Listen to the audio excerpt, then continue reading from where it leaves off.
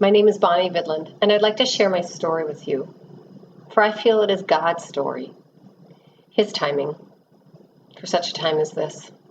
In 2014, I began to pray for His will for me. I felt He was preparing me for something bigger. And on the streets of San Francisco in October of 2015, God answered my prayer. I was at a conference with my husband and was by myself most of the day, and God kept connecting me with people on the streets. And on that last morning, I was in a coffee shop. It was kind of a cool morning. And this little old lady walked in with like 4 layers of clothing on. And she proceeded to walk around the shop, asking people for money for coffee. And everybody said no. And when she got to me, I said, yes. And are you hungry?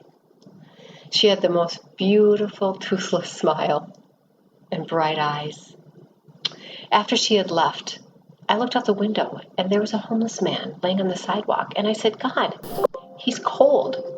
He needs a blanket. And then God answered my prayer. He said, that's what I want you to do for me.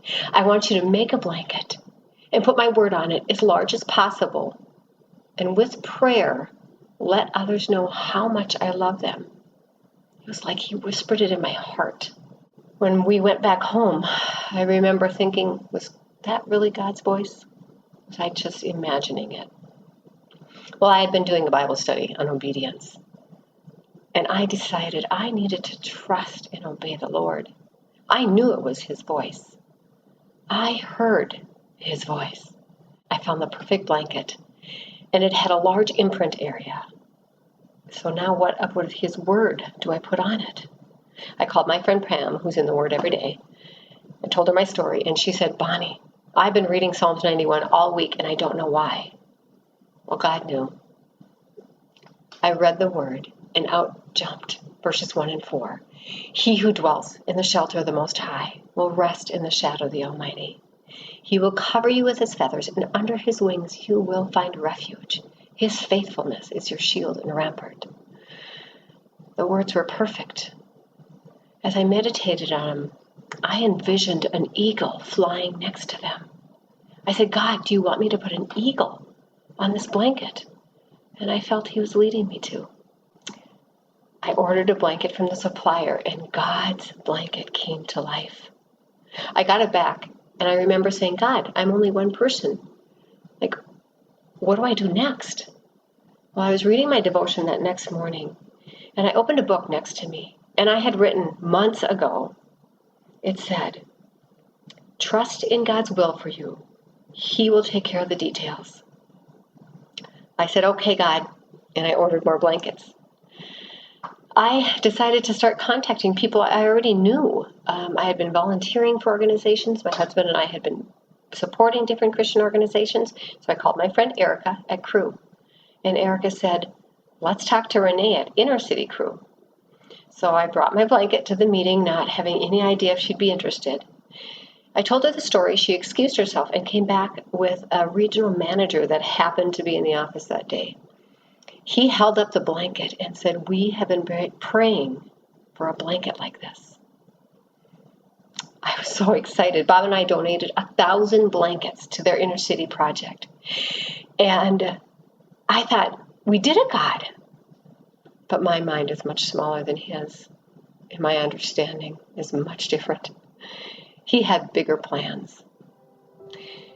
I started getting calls from the different ministries and churches that had picked up that blanket to deliver it to people.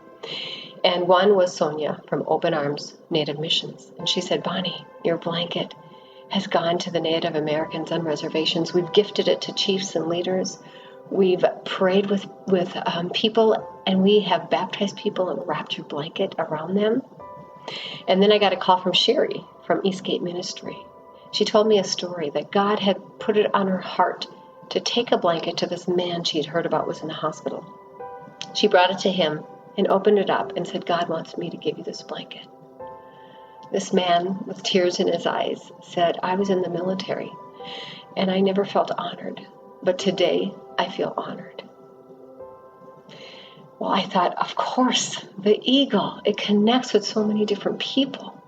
So I connected with a homeless shelter for veterans.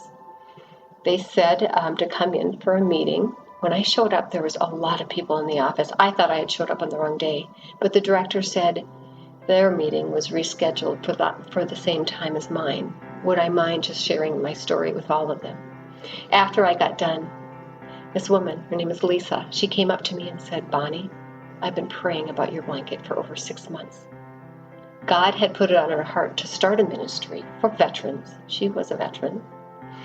And to gift them and honor them with blankets. But she could never figure out where to get the blankets until that day. God knew. So Bob and I donated blankets to her, and she's given over 400 blankets to veterans in nursing homes and assisted living and on the streets. This blanket has been on the move. It has gone to homeless shelters for teens, for domestic abuse to women and their families, to shelters for women with sexual exploitation and trafficking, to shelters for teens and adults with chemical dependency, to so many people on the streets. I realized that this was much bigger than what we could do. So in 2020, I started an organization called Covered with Christ. God gave me those words in the streets of San Francisco in 2015. And I remember asking, what do they mean? God knew. If you would like to learn more about Covered with Christ, please go on my website. It's coveredwithchrist.org. Thank you for listening to my story. God bless you. We have many organizations and people that are waiting to share these blankets. If you want to help get our blankets into the hands of our mission partners so that they can share them, please consider donating. Your donation is tax deductible.